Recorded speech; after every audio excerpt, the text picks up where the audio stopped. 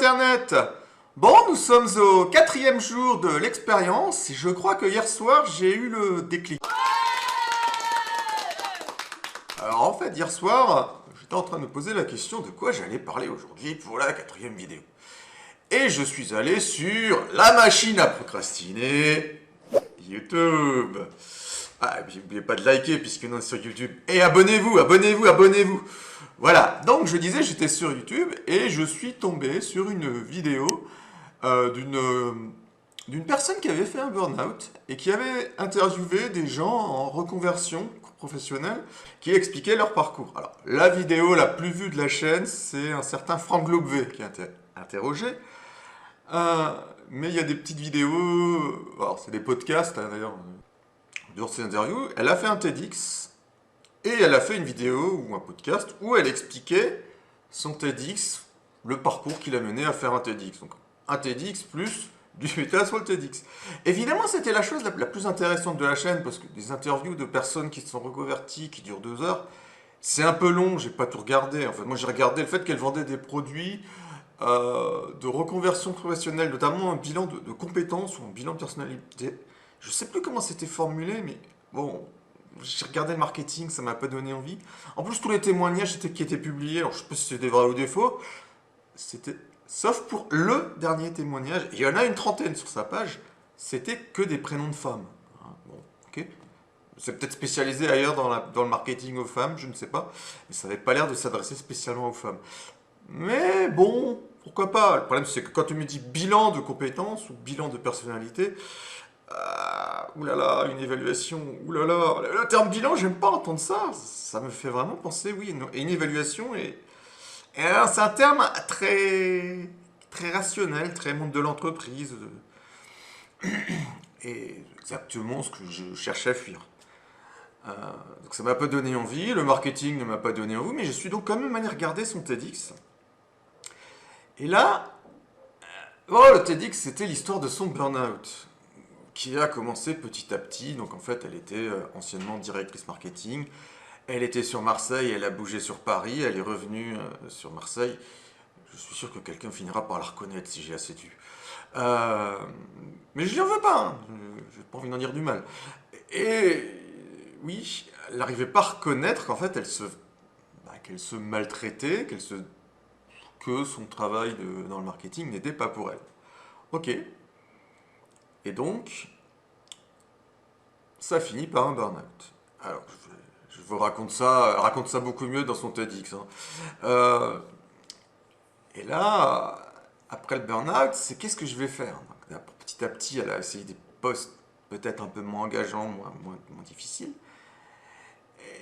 Donc elle a lancé ce podcast et grâce à ce podcast, au bout d'un moment, elle a réussi à vendre ce bilan de compétences, à vendre du coaching avec des coachs partenaires, donc pas directement avec elle.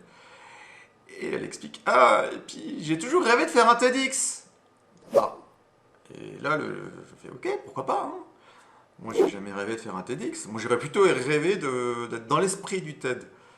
C'est-à-dire de partager des idées. Je crois que TED a comme slogan Ideas Worth Sharing. Des idées valant la peine d'être partagées ou disséminées. Je suis pas contre l'idée de faire un jour un TED ou un TEDx, mais il faudrait que j'ai des idées, quelque chose à dire. Apparemment, elle était plus dans le truc. Non, non, non, non. Moi, je veux parler de moi. Il est vrai que beaucoup de TED, surtout beaucoup de TEDx, c'est des gens qui parlent plus d'eux que d'idées. Alors certaines personnes disséminent des idées, c'est souvent fait, on dissémine des idées intéressantes à travers son expérience personnelle, c'est ce qu'on fait dans un TED. Je fais ok, ouais. Et donc, on explique la préparation du TED et pendant la préparation du TEDx, il y avait le burn-out, les symptômes de l'angoisse qui remontaient. Elle disait, mais j'ai me suis reposé, j'ai appris à prendre soin de moi. En fait, non. Non, non, en fait, tu n'as pas compris qu'est-ce qui t'a amené en premier lieu à faire un burn-out. Et tu as recommencé, en fait, à être dans cet état d'esprit sans t'en rendre compte. Parce que je pense que j'ai une bonne idée de ta structure cérébrale, comme on dit sur Hypnomachie. Oui, tu n'as pas compris. Et je fais, ok, donc elle vend du coaching, mais elle n'a pas compris ce qui l'a amené à faire un burn-out. Un burn-out, c'est pré-rationnel, quand vous avez trop travaillé, vous chopez une médaille du travail. En rationnel, quand vous avez trop travaillé, vous chopez un burn-out. En transrationnel, eh ben, vous ne travaillez plus trop, tout simplement. Au moins, vous êtes au courant qu'il y a un moment où le travail ne vous fait pas du bien et que ce qui vous intéresse, c'est de vivre à l'harmonie, une sorte d'harmonie avec vous-même, avec les autres, plutôt que de vous obliger à faire des choses hein, dans une sorte d'auto-hypnose de l'enfant intérieur. Ouais, je parle peut-être bizarrement pour ceux qui n'ont pas fait d'hypnomachie et ceux qui ont fait de l'hypnomachie. Oui, mais je n'ai pas envie d'utiliser le vocabulaire. Voilà. Donc, c'est un peu triste hein, quand même. Faire son burn-out, elle n'a pas compris qu'il y a vraiment des choses que je pourrais encore lui expliquer, voilà. Peut-être que je pourrais prendre contact avec elle. Peut-être que ça peut être intéressant si jamais je voulais faire du développement personnel à la Mark Manson, d'avoir une discussion, ou de lui proposer des services, je sais pas. Pourquoi pas? Et c'est là qu'est venu le déclic. Juste après avoir regardé ça, YouTube m'a proposé d'aller regarder la dernière vidéo de Jean Rivière. Donc la dernière vidéo hier, autrement dit les vidéos de hier, puisque actuellement Jean Rivière fait une vidéo quotidienne. Et il disait, le développement Internet, c'est mort, mais la bonne nouvelle, c'est qu'on peut toujours s'en sortir. Ouais, c'est toujours du Jean Rivière. Pour ceux qui connaissent Jean Rivière, c'est toujours comme ça. Ça ne marche plus, mais on peut toujours. Et donc, sa vidéo, il expliquait, je pense qu'il avait à peu près flairé les trois manières de se mettre au travail, hein, que j'avais expliqué hier, et où il expliquait que la motivation telle qu'il l'avait connue à la manière de Tony Robbins, ça ne marchait plus parce que actuellement on est dans une période de pessimisme, enfin, c'est comme ça qu'il expliquait, et que l'optimisme fou, à la manière de Tony Robbins, ça ne pouvait plus fonctionner. Et que l'heure était plutôt à accepter d'être médiocre, ce que proposait Mark Manson, même s'il y avait toujours des gens qui pouvaient en vendre, mais que c'était une sous-niche.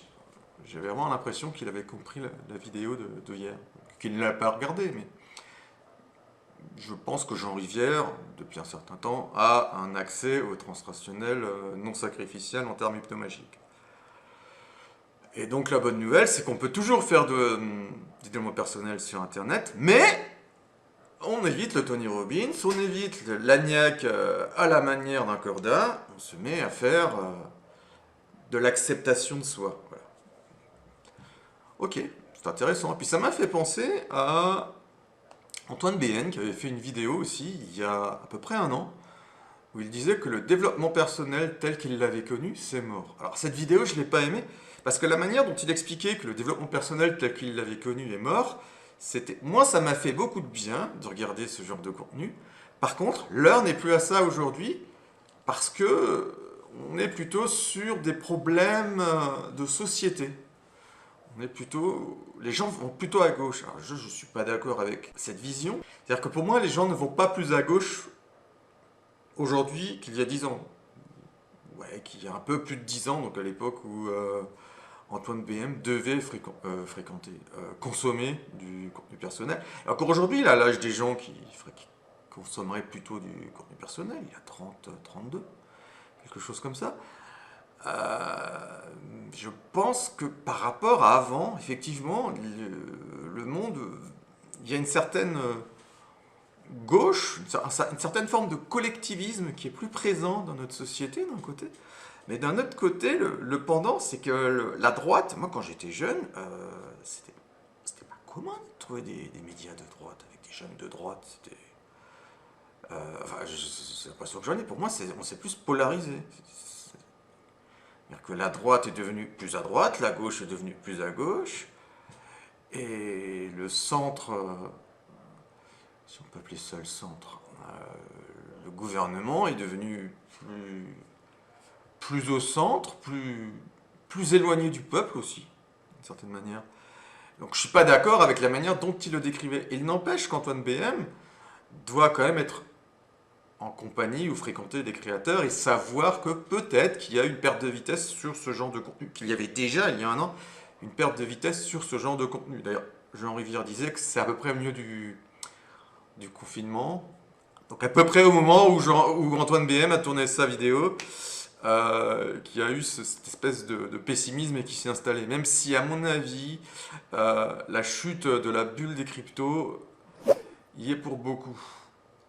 Effectivement, bah, ça correspond du point de vue des dates, ça correspond au milieu du confinement. Ça correspond au moment où Antoine BM a tourné sa vidéo. Donc voilà, donc si j'arrive, donc et là je me dis, donc d'un côté il y a des gens qui ont fait un burn-out qui n'ont pas compris la leçon, malgré le fait qu'ils essaient d'aider des gens qui ont fait un burn-out. De l'autre côté, Jean Rivière me dit, le développement personnel c'est mort. Antoine BN me dit, le développement personnel tel qu'on l'a connu c'est mort. Conclusion, il y a probablement des choses que je sais et dont je pourrais faire partager le monde. Et ça m'a foutu une putain de patate hier soir au moment d'aller me coucher, donc du coup j'étais excité, j'ai eu du mal à m'endormir. Mais ça c'est pas très grave. Et je me dis que je vais peut-être finalement la monter la vidéo de hier en version bien mieux. Seulement il y a juste une chose qui me déplaît un peu, c'est qu'il n'y a pas eu beaucoup de commentaires, pas beaucoup de likes. Je vais peut-être la monter, mais il faudrait que je fasse une nouvelle chaîne. Je sais pas, mais la motivation est là. Bon, en tout cas, la motivation est là. Je vous dis qu'il y a peut-être un marché à prendre. Si j'ai pas monté la vidéo à la fin de la semaine prochaine, la motivation aura déjà baissé. Dans 15 jours, il n'y en aura quasiment plus. Dans 3 semaines, ce sera oublié. Donc, il est fort probable que je fasse cette vidéo ce week-end. Voilà, ben, je vous tiens au courant. Allez, ciao Internet.